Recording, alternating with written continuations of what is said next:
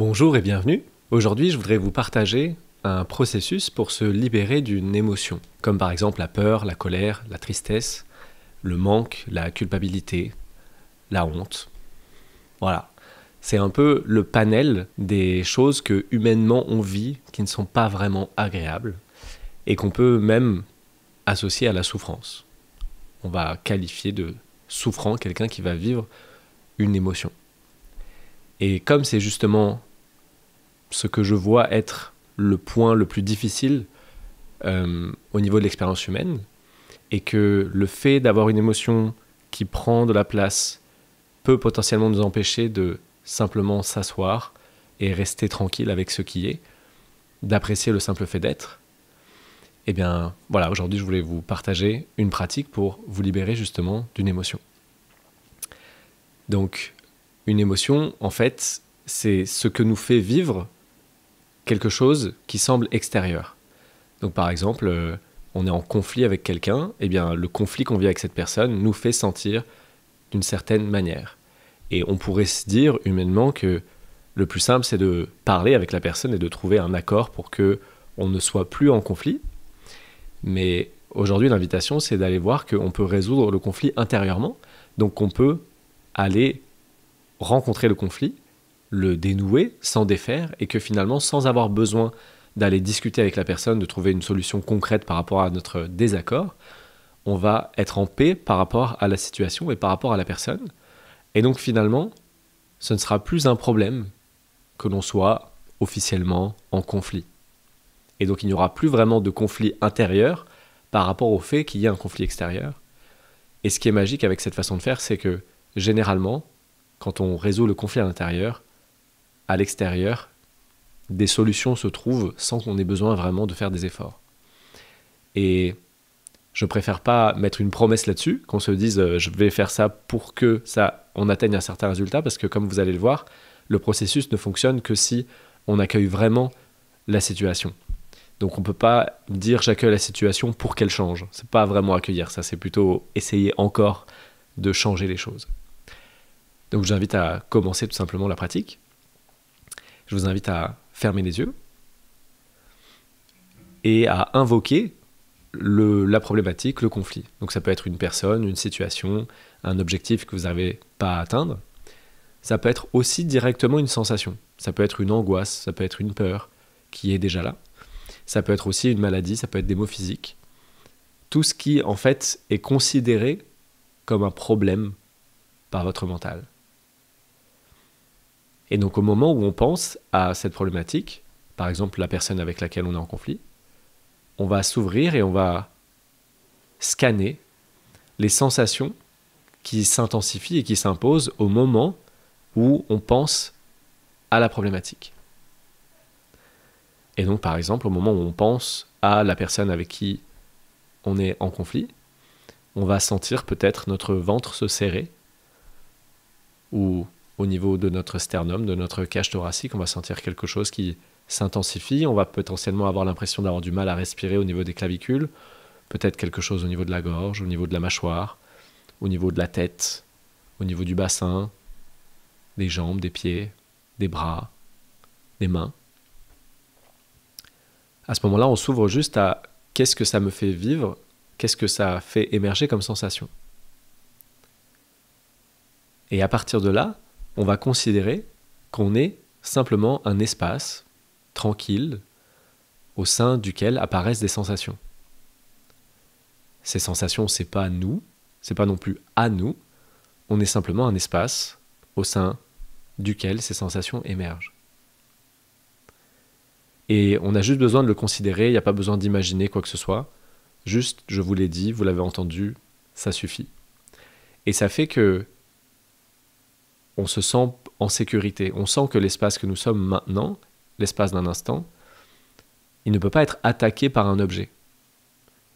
Si je remue un couteau dans une pièce vide, le couteau ne fait pas de mal à la pièce vide. Ne peut pas toucher l'espace.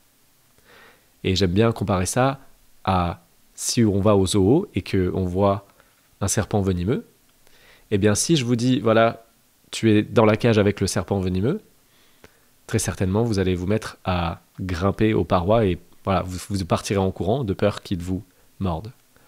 Mais si je vous dis, voilà, le même serpent, et entre toi et le serpent, il y a une vitre blindée transparente. Naturellement, on va avoir envie de s'approcher pour voir plus en détail le serpent, les reflets de sa peau, ses dents, ses yeux. On va être ouvert, curieux, parce qu'on se sent en sécurité. Et donc là, c'est la même chose. Le fait de considérer que là, l'espace d'un instant, on est justement espace au sein duquel ça apparaît, et on ne peut pas être attaqué. Ça fait que cette sensation, qui généralement nous gêne fortement, là, elle peut être accueillie. Et donc l'étape d'après, c'est de simplement porter l'attention sur cette sensation. Donc imaginons que ça se passe dans le ventre, eh bien on porte notre attention sur cette sensation. Et on regarde, ok, c'est quoi exactement cette sensation? Elle va d'où à où? On est comme un détective avec notre loupe, et on observe ce que c'est. On appréhende. Comme si vous étiez un enfant et que pour la première fois de votre vie, on vous donnait de la pâte à modeler. Eh bien, vous la toucheriez, vous ferez des modelages avec, mais vous la sentiriez aussi, et vous la mangeriez très certainement. Vous essaieriez de voir tout ce qu'on peut faire avec la pâte à modeler. Et là, c'est la même chose. On essaie de voir tout ce qu'on peut faire avec cette matière qu'on appelle sensation ou émotion. Et c'est important de voir que ce que vous êtes en train de ressentir, en général, quand ça commence à être pressenti, il y a un mécanisme de compensation qui s'active, un mécanisme de fuite. Au moment où vous commencez à sentir le stress, hop, vous ouvrez le frigo par exemple. Et ça, c'est un mécanisme de défense naturel, parce que l'émotion vient d'un traumatisme passé, et au moment où il y a eu traumatisme, c'est que ce qui était vécu était considéré comme trop intense pour être digéré, pour être accepté, pour être accueilli. Et donc, on a mis ça dans un placard, on a fermé le placard, on a mis des verrous, on a fermé à triple tour, et on a même mis un gardien devant la porte, en disant « ça, c'est dangereux, n'y retournons pas. C'est trop pour nous, n'y retournons pas. Attention, danger. » Et donc, au moment où ça émerge, à chaque fois, il y a ce gentil gardien qui vous dit « non, non, non, va-t'en, va manger, va regarder un film, va acheter des trucs, va faire du sport, va travailler, va avoir des relations. » On peut utiliser n'importe quoi comme fuite. C'est juste, va te soulager de ce que tu es en train de vivre en te divertissant, c'est-à-dire en faisant une diversion. Et donc, moi, je trouve ça très gentil, très aimant. C'est juste que c'est la plus grande forme d'amour à laquelle on avait accès au moment où on a mis en place ce mécanisme. Mais ça finit par être gênant. De ne pas pouvoir, par exemple, si je veux parler en public et qu'à chaque fois que je veux parler en public, j'ai mon ventre qui se tord et que du coup, j'annule tout, je me sabote et je reste chez moi à pleurer et à rien pouvoir faire. Au bout d'un moment, je vais en avoir marre d'être incapable de parler en public et donc je vais en avoir marre d'écouter le mécanisme qui dit non, non, mais va faire autre chose, voilà, fuis, va compenser ailleurs, quoi. Et on va avoir envie de faire face à l'émotion.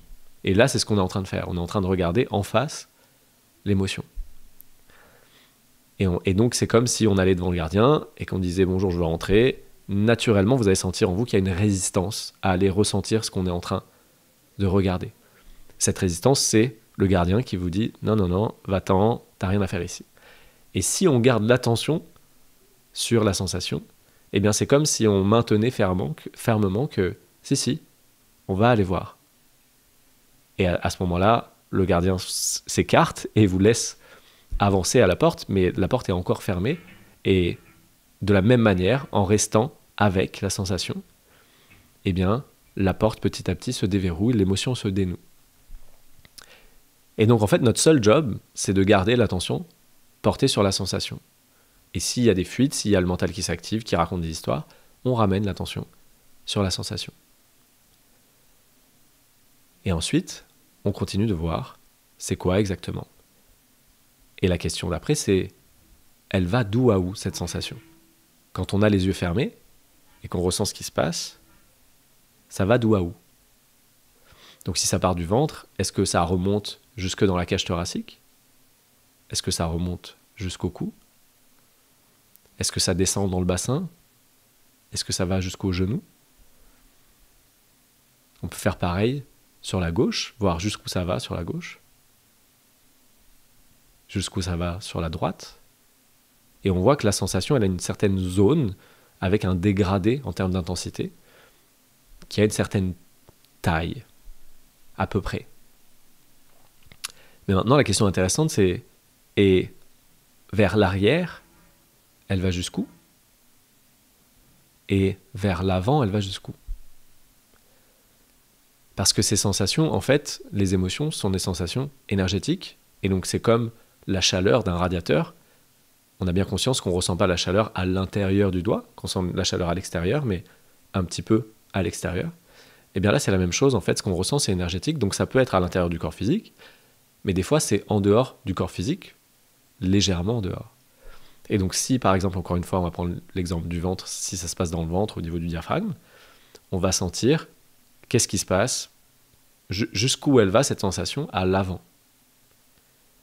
Et donc, quand on est très identifié à un corps physique, souvent, on a l'impression qu'on ne peut pas y arriver parce qu'il y a comme un mur qui nous empêcherait de ressentir ce qu'il y a en dehors. Ça, c'est vraiment juste une limite imaginaire, parce qu'on peut ressentir la chaleur devant notre ventre, si on est près d'un radiateur. Et là, c'est la même chose. On peut ressentir ce qui se passe 2-3 cm devant le ventre, et on voit bien qu'il n'y a pas une sorte de falaise, un endroit où il y avait des sensations, et d'un coup, il n'y en a plus aucune. On voit qu'il y a un dégradé au niveau des sensations qui part aussi vers l'avant. Et donc, on fait la même chose. On voit jusqu'où ça va devant. Et potentiellement, on peut aller assez loin, en fait. On peut aller à 10, 15, 20, 30, 40 cm. En fonction, tant que vous sentez des choses, vous continuez de regarder vers l'avant. Qu'est-ce qui se passe? Et donc, quand je dis regarder vers l'avant, encore une fois, c'est parce que vous avez les yeux fermés et que c'est simplement l'attention qui se déplace vers l'avant. Ça n'est pas le corps physique, ça n'est pas l'imagination, c'est simplement l'attention qui se porte sur les sensations vers l'avant. Et donc, une fois que vous avez ça, vous voyez un peu à quoi ressemble l'émotion, quel est le goût de cette émotion. Et tout ce qui nous intéresse, c'est de voir que c'est vivant. Parce que le mental, il dit, la peur, elle est là, elle est figée, elle a toujours été là, elle sera toujours là. Il essaie d'en faire un objet solide, et c'est ça qui fait que c'est assez souffrant, et c'est ça qui fait que ça ne se dénoue pas.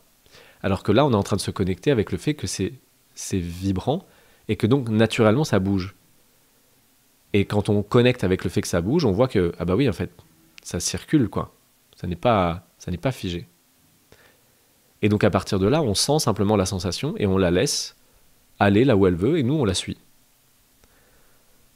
Donc là où on en est, potentiellement, la sensation initiale, elle a changé, elle s'est peut-être un petit peu déployée, mais aussi, peut-être, elle a changé de forme.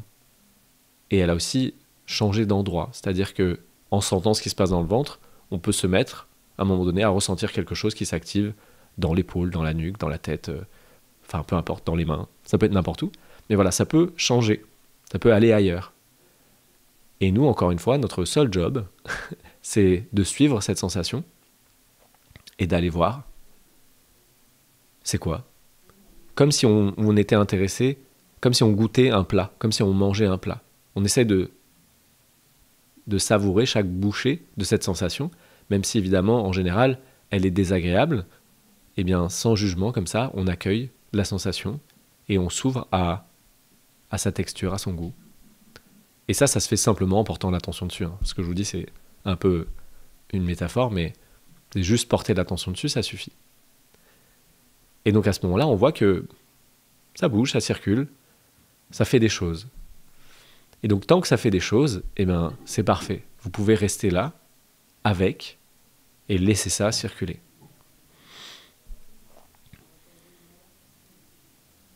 Pendant qu'on sent l'émotion, il peut y avoir le mental qui s'active, donc des pensées.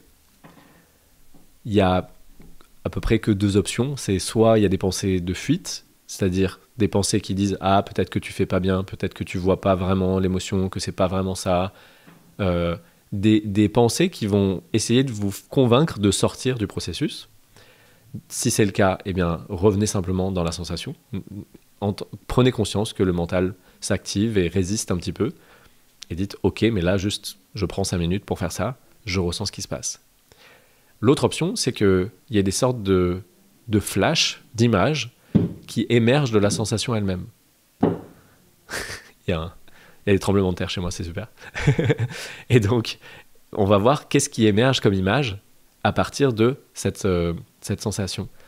On n'est pas en train de chercher ça, c'est juste que ça peut arriver. Et si ça arrive, des fois, il va y avoir des scènes comme ça qui émergent. Et bien dans ce cas-là, je vous invite à laisser cette scène être vécue comme si vous étiez dedans, sans avoir des préjugés sur est-ce que c'est vraiment vous ou pas, d'où ça sort. On s'en fiche un peu. Juste laisser, parce que c'est ce qui est vécu qui est en train de... Voilà, ça émerge de l'émotion elle-même. Et donc ces scènes-là, elles peuvent aider à activer les sensations, comme si on revivait des souvenirs. Ça a un goût de souvenir. Et dans ce cas-là, on autorise pleinement ces images à prendre toute la place, et on s'autorise à les vivre. Et généralement, voilà, ça active encore plus les sensations et la circulation. Et donc on fait ça, et ça fait ce que j'aime bien appeler un tour de manège. Voilà, une fois qu'on a commencé une émotion, ça fait un tour de manège, ça prend un certain temps. Ça peut prendre 5 minutes, ça peut prendre 1 heure, ça peut prendre 3 mois en faisant des petits allers-retours régulièrement. Le temps que ça prend n'est pas vraiment important. Ce qui compte, c'est d'avoir conscience que porter l'attention sur ce qui est vécu maintenant, c'est ce qu'il y a de plus efficace. C'est ce qui va ouvrir le plus. Donc on n'a pas besoin de se dire est-ce que je fais bien, on n'a pas besoin d'être pressé d'avoir un résultat, parce que notre but, c'est d'être présent à ce qui est maintenant. Et donc, on se laisse porter par le tour de manège, et on fait cela jusqu'à ce que, naturellement, soit il n'y ait plus de sensations, les sensations diminuent et on n'en sent plus, soit il y a une sensation de légèreté, d'ouverture, soit tout simplement on passe à autre chose. On peut en avoir entre guillemets marre parce que on sent, et puis à un moment donné, juste voilà, on sort du processus, mais ça va pas être une fuite. Des fois ça fait ça naturellement, faut pas vous juger si vous avez fait ça 20 minutes et que naturellement vous allez faire autre chose, c'est ok, c'est pas une fuite. Ça va pas changer le fait que ça a été efficace, ça a ouvert des choses et ça va continuer. Et donc justement, quelles que soient ces options qui apparaissent, ce que vous venez de faire va continuer à se réharmoniser. Mais à ce moment-là, ça peut être intéressant de réinvoquer la problématique pour voir est-ce que ça refait émerger des sensations ou pas. Et de voir est-ce que c'est les mêmes sensations qu'au début ou est-ce que ça a changé. Et à chaque fois, les sensations vont changer. Même si c'est au même endroit que ça redémarre, vous allez voir que c'est plus les mêmes sensations. Et ça, c'est important pour que mentalement, on comprenne que oui, ce qu'on est en train de faire, ça a un effet. Parce que ce qu'on est en train de faire, mentalement, on ne comprend pas. Le mental, il se dit, mais qu'est-ce que je fais? Est-ce que ça sert vraiment à quelque chose? Etc., etc. Et donc, ce qu'on est en train de faire, ça marche, mais ça prend un certain délai. On travaille sur la partie immergée de l'iceberg. Et ça prend un certain temps pour apparaître à la surface, à la partie émergée. Et donc, c'est important de juste voir, ah oui, ok, ça change quelque chose, parce qu'à ce moment-là, on se dit, ok, c'est bien passé quelque chose. Et c'est important de prendre conscience de ça, justement pour avoir confiance dans le processus au fur et à mesure qu'on le fait de plus en plus.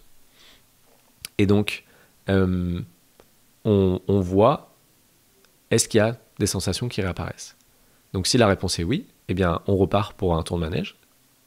Et si la réponse est non, eh bien on va pouvoir constater que effectivement, ce qui était considéré comme un problème n'est plus considéré comme un problème. C'est-à-dire que c'est paisible par rapport à la personne, la situation, le conflit, voilà, le problème. Et donc par exemple, si on prend une maladie, ça marche sur les maladies, eh bien il y a la maladie, d'accord, mais il y a aussi la relation à la maladie. Et donc si la maladie, en même temps, on ressent de l'impuissance, de la colère, de la tristesse, des choses comme ça, eh bien c'est là-dessus qu'on est en train d'œuvrer, et ça aide déjà beaucoup à faire circuler l'énergie, à harmoniser, et ça peut largement favoriser la guérison des maladies, mais ça n'est pas notre but ici, ça n'est pas du tout une promesse. C'est juste que, en plus de la maladie, il y avait des émotions. Et qu'en évacuant les émotions, la maladie n'est plus un problème. C'est genre, ah oui, effectivement, il y a une maladie. Mais ça ne sera plus un poids, ça ne sera plus lourd. Et ça peut, encore une fois, ça peut prendre plusieurs séances de faire ça comme ça. Et donc voilà, si ça redémarre, eh bien, vous repartez pour un tour de manège et vous faites cela jusqu'à ce que ça soit léger, ouvert. Et ça peut se faire en plusieurs fois. Vous faites une séance maintenant et puis après vous en faites une autre plus tard dans la journée ou demain. En fait, si vous êtes connecté à ce qui est vécu, la vie, généralement, elle va frapper à la porte en disant « Hello, bonjour, je suis prêt à être libéré ». Et la vie vous donne ce qui est digérable maintenant. Donc il n'y a pas besoin de chercher des problèmes là où il n'y en a pas. Simplement, ce qui est vécu maintenant, c'est ce qui s'invite à être vécu, à être digéré, à être libéré. Et ça suffit en fait. Il n'y a pas besoin d'aller plus vite. C'est important de bien comprendre que la libération émotionnelle n'est pas un but en soi. Il y a des personnes qui font de la libération émotionnelle en se disant « comme ça, un jour, j'aurai plus aucune émotion et là, ma vie, elle sera enfin géniale ». Pour moi, les émotions, c'est vraiment un truc qu'on peut faire tous les jours. C'est comme prendre une douche. Moi, j'ai jamais pris une douche dans ma vie en me disant « j'espère que là, je me suis bien lavé et que c'est la dernière douche de ma vie ». Ça n'a pas vraiment de sens. Eh bien, les émotions, c'est pareil en fait. La vie nous amène à un certain rythme les choses dont on peut se défaire, qui ne sont plus utiles maintenant, pour pouvoir avoir accès à des nouvelles expériences. Comme par exemple l'exemple de peur de parler en public. On évacue les émotions et maintenant on s'ouvre à la possibilité et on peut parler en public, donc on fait cette expérience de parler en public. Et après, une fois qu'on a bien parlé en public, potentiellement il y a autre chose qui nous coince et on peut le voir et on peut l'évacuer et là, hop, on a accès de nouveau à quelque chose de nouveau. Et comme ça, la vie a un goût de fraîcheur constant. Il y a des idées nouvelles qui viennent. Quand on évacue une émotion, ça fait ça. Après qu'on évacue l'émotion, généralement, il y a une nouvelle vague d'énergie, d'enthousiasme, d'idées qui viennent à nous. Et dans ce cas-là, on en profite en fait. Donc c'est comme inspirer, expirer. Il n'y en a pas un qui est mieux que l'autre. Et si on s'autorise à vivre le processus que la vie nous offre, qui est justement de voir les émotions quand elles émergent et de s'en libérer, eh bien, ça fait partie de la vie et c'est comme brosser ses dents. Voilà. Il n'y a pas grand monde qui est fan absolu de brosser ses dents, il y en a, mais c'est pas quelque chose que les gens en général disent j'adore, mais par contre la plupart des gens le font parce qu'ils comprennent les conséquences de ne pas le faire. Et sur le plan émotionnel, généralement on n'a pas conscience de l'impact de ne pas le faire et on se rend pas compte de l'intérêt de le faire. Mais c'est la même chose en fait. Au bout d'un moment, si vous accumulez les émotions et que vous les gardez en vous, eh ben ça fait que vous êtes forcément en souffrance, vous êtes forcément aigri, vous êtes forcément déconnecté de la joie et vous avez forcément des pathologies qui finissent par se développer parce que l'énergie ne circule pas bien. C'est bloqué. Donc voilà, ça fait partie de l'expérience humaine. Il n'y a pas un moment donné où il n'y aura plus d'émotions. Et donc la libération émotionnelle n'est pas une fin en soi. La fin en soi, c'est d'être présent à ce qui est vécu maintenant, que ça aille bien ou mal humainement, ça ne change rien. C'est d'être simplement présent à ce qui est maintenant. Voilà, si jamais vous avez des questions par rapport au processus, n'hésitez pas à me poser la question en commentaire. Je crois que j'ai dit à peu près tout ce que je peux vous partager là, en tout cas aujourd'hui. Si jamais ça vous intéresse, je fais des ateliers des fois. En ce moment, c'est les vendredis midi. Je sais pas, après ça peut changer. Si vous voulez aussi, il y a l'application Oneness que j'ai lancée où une fois par semaine, je vous guide pour libérer les émotions. Et voilà, je vous souhaite une excellente journée et je vous dis à bientôt.